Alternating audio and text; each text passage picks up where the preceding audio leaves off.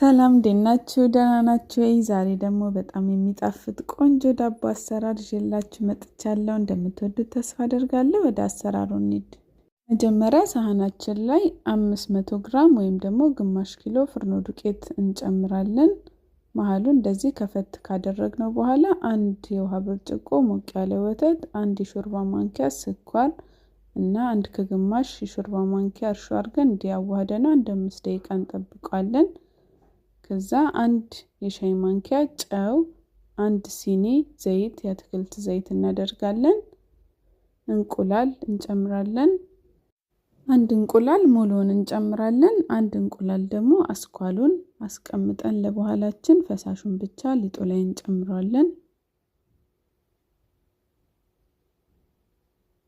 መቀጠል ዳባችን ቆንጆ ቃና እንዲኖረው ቫኒላ እንጨምራለን። ቫኒላ ፈሳሹንም ፓውደሩንም መጠቀም ትችላላችሁ።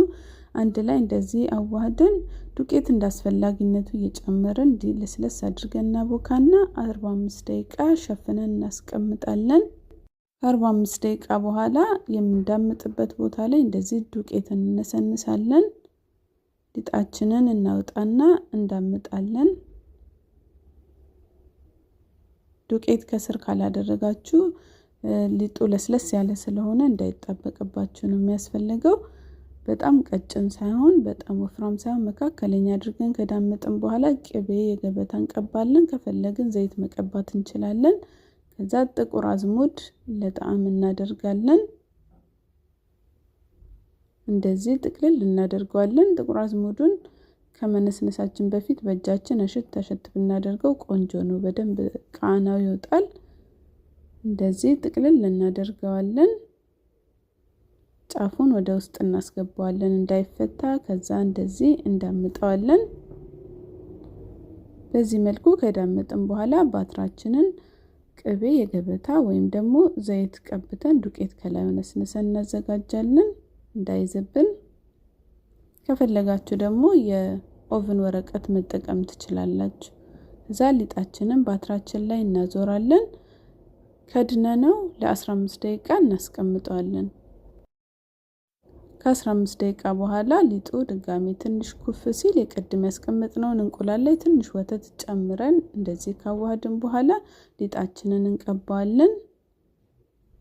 እዛ በደንብ ስል በሆነ ቢላ በዚህ መልኩ እንቆራርጠዋለን።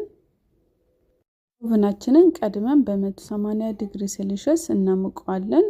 ከዛ በኋላ ሊጣችንን እንደዚህ ቆራርጠን ካዘጋጀን በኋላ ኦቨን ውስጥ እናደርገውና ለ20 ደቂቃ እናበስላለን። እንዳስፈላጊነቱ ደቂቃ እየጨመርን ቀላ ብሎ ሲበስል እናውጣዋለን። ያው እንደዚህ ቆንጆ ሆኖ ሲበስል ዳባችንን እናውጣዋለን። ከዛ ከድነን ቀዝቀዝ እስኪል እንጠብቃለን። ያው በትኩስ መብላት ከፈለጋችሁ ይቻላል፣ ግን ዳቦ ቀዝቀዝ ሲል ነው የሚጣፍጠው። ከዛ እንቆርሳለን።